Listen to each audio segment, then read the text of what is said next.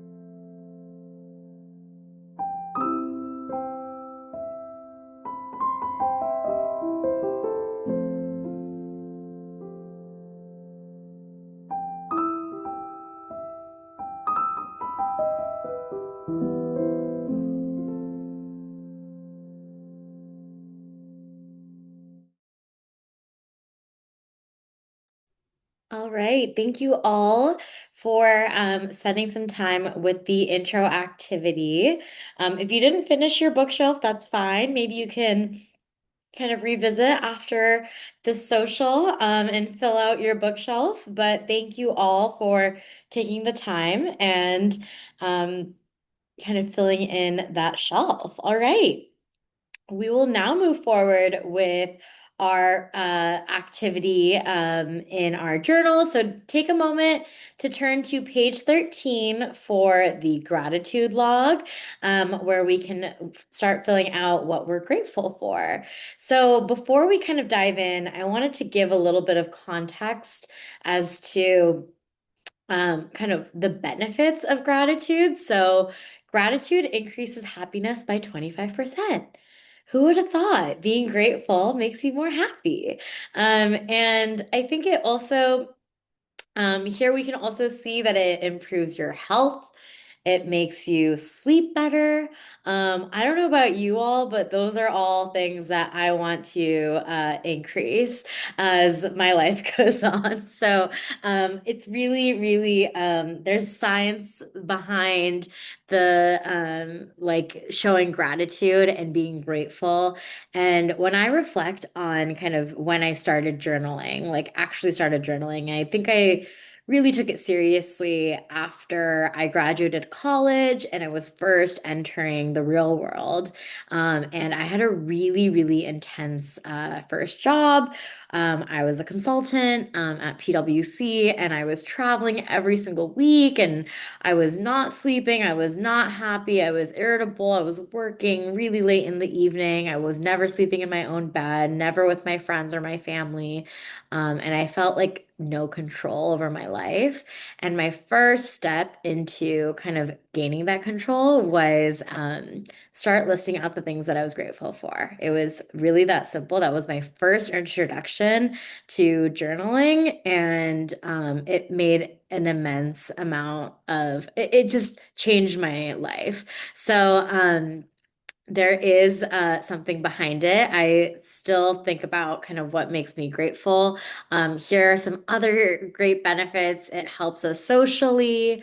It makes us more resilient to stress. When we're focusing on the good things, when things go bad, sure, we acknowledge it, but we're also more resilient in times of stress. Gratitude also boosts productivity in the workplace, which is great. And this is a great little graphic as well. So you can see that there's always a long line when there's complaints, but the gratitude line is usually a lot more empty.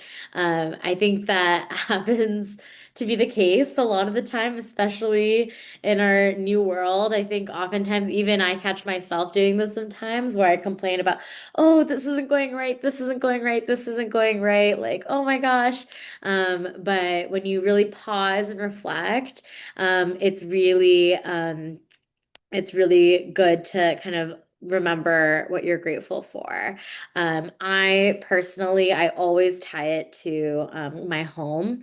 I live in my dream apartment. I live in a city that I get to, work in, and I'm excited about. I live in a beautiful city, and I feel like there are just certain things that I sometimes take for granted. So I always kind of, whenever I'm like spiraling or complaining about things, I try to tie it back to kind of what's around me and being grateful for the life that I live. So just keep that in mind. So here are some great, great examples of some gratitude logs that people have filled out in the past. So you can see, you can write one each day, maybe. You can also write one, you can write them all right now. If you want, if you're on a gratitude kick and you just want to start writing them, go ahead and do that. I love the lettering that people can, oh my gosh, the level of talent. I love the color coding. I love all the colors. There's so much creativity in these gratitude logs. Here are some other great ones as well. And then here are also some other kind of infographics of kind of gratitude. So there is so much to be thankful for. If you're having some trouble on what it is, you can reflect here. And just remember that there's so much to be grateful for, even when you're feeling really, really low.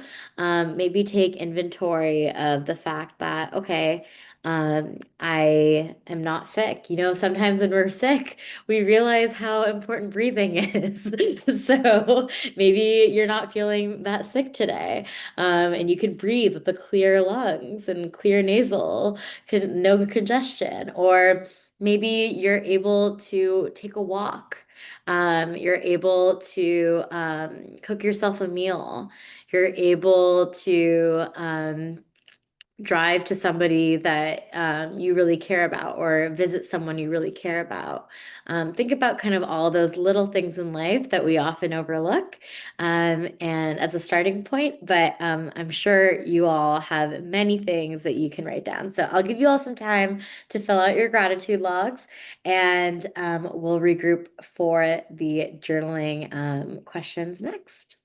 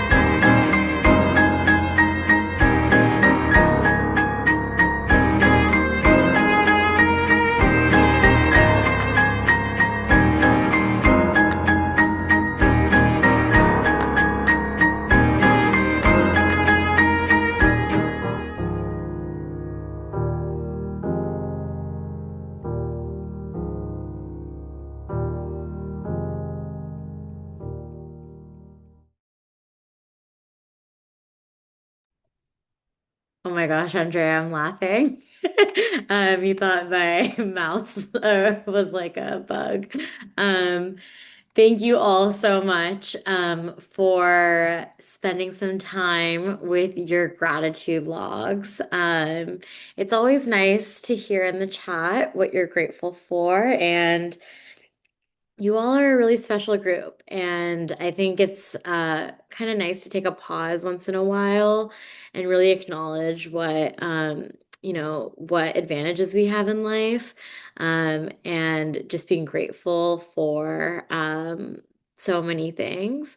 So thank you all so much for spending that time, really taking a step back and being grateful for all the things, all the wonderful things that are in your life currently and that will come soon. So thank you all.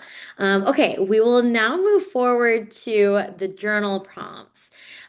So go ahead and turn to page 14 for the alignment journal prompts, and we'll go section by section for each of these. And just take a deep breath. I think my favorite thing to do is to lead a journaling social, just because we do get a little bit deeper together. So I'll give you all some time to kind of reflect on each of these boxes and we'll go step by step together. But just remember that we're just kind of taking it step by step. So we'll focus on the first box here, which is listing 3 to 5 values that are important to you. So here are some great visuals of some core values. You can see this is a great infographic here from Silk and Sonder. You can think about kind of what those values are. Here is another bank of values that you can kind of use as a jumping off point. So I'll probably keep this slide up for a couple minutes as you kind of think and reflect and really identify your core values. Additionally, there is a core values workshop that you can take if you want to kind of. I'm going to drop the link in the chat here. You can take to really identify your core values. Meha, the founder of Silk and Sonder, leads this kind of session, and you'll get an access to kind of that course that walks through those core values, so that you can really feel like you're aligned with those core values and identifying that. So go ahead and check that out if you're interested. But I will go ahead and keep this bank of words open up as you're filling this out. And I know this is kind of tricky sometimes, right? Like, how am I supposed to narrow it down to 3 or 5? And take a second, like take a beat, maybe think about kind of where you are at life in life right now. Where do you want to go? What feels like most aligned with your true self? Speaking of alignment, what makes you feel like when it's not in order, you feel a little off track? Maybe that's also another way to frame it. So, like, say, you're feeling like adventure is severely lacking in your life and you thrive on kind of new experiences, whether it be within your own city or kind of having a trip on the calendar to look forward to. So yeah, I'll go through these slides a little. I can sift through these slides just a little bit so you all can see all of them. But just think about it from that perspective. And think about kind of, okay, if I feel like I've been feeling really stagnant lately, why is that? Maybe it's because adventure is a core value of yours and you feel like it's not being fulfilled. So think about it that way. So I will give you all some time to reflect and identify your 3 to 5 core values.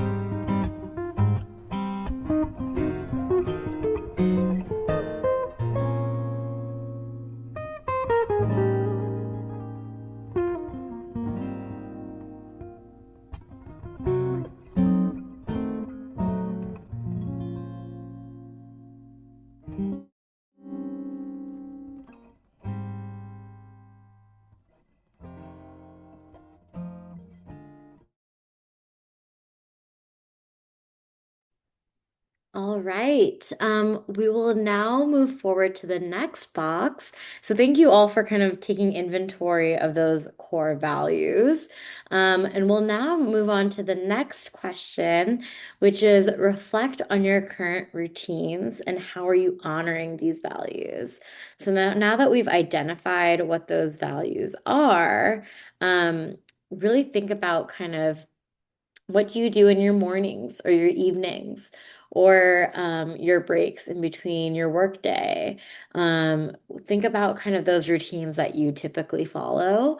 Is there anything that feels like it's aligned to your values? Go ahead and write that down.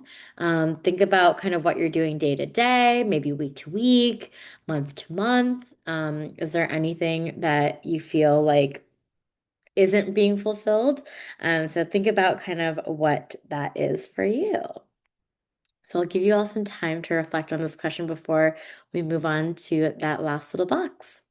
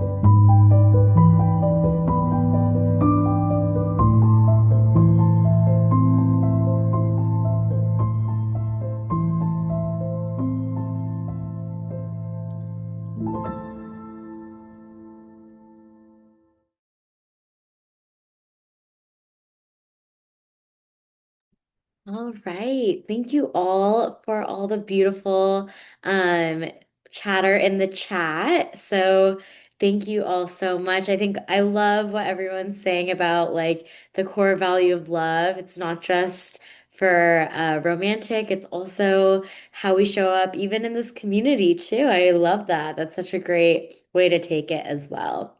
All right, we will now move on to our next question, which is how are you dishonoring these values? Okay, so let's turn it to the flip side. So maybe there are certain things that we are doing that are not in alignment with our values, and it's time to get really honest with ourselves.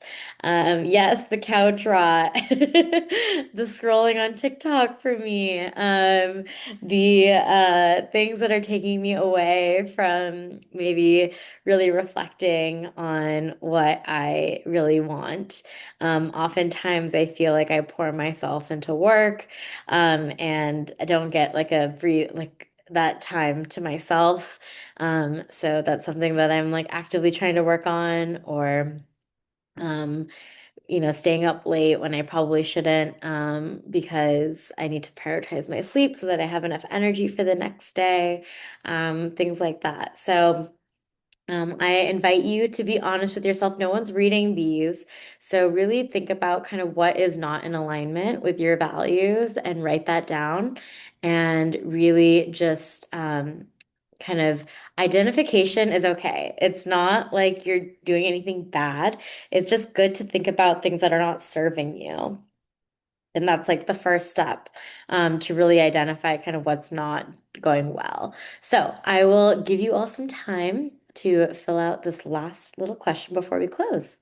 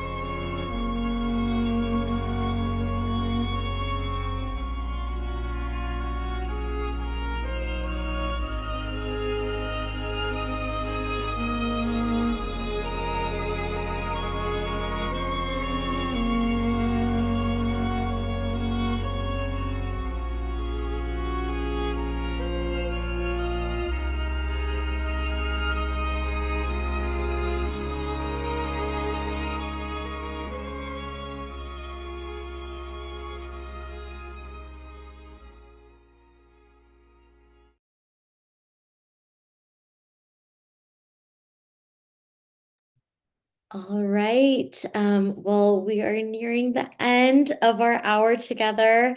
I know it's hard to end on such a kind of somber note, but I really want to be so like I know speaking of gratitude, I'm so grateful for this community and how you all support one another in the chat.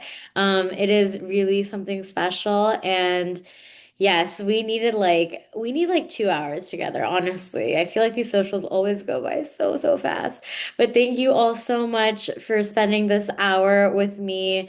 And remember to share your pages, whether it be your gratitude log or your opening activity, or maybe if you feel inclined to share your journaling pages as well. So make sure to share with us in Sonder Club. We also have this exclusive social. So I'm gonna drop the link for y'all for you guys to check out. It's going to be on Thursday, January 15th. So that means tomorrow. So make sure to check that out. It'll be a great event. So make sure to check that out. But yeah, I'm so excited to see you hopefully tomorrow. But thank you all so much for spending this hour together with each and every one of you. You all are incredibly special, so thank you. And I will hopefully see some of y'all tomorrow. And I hope you have a great rest of your week. And I'll see you next time. Bye, everyone.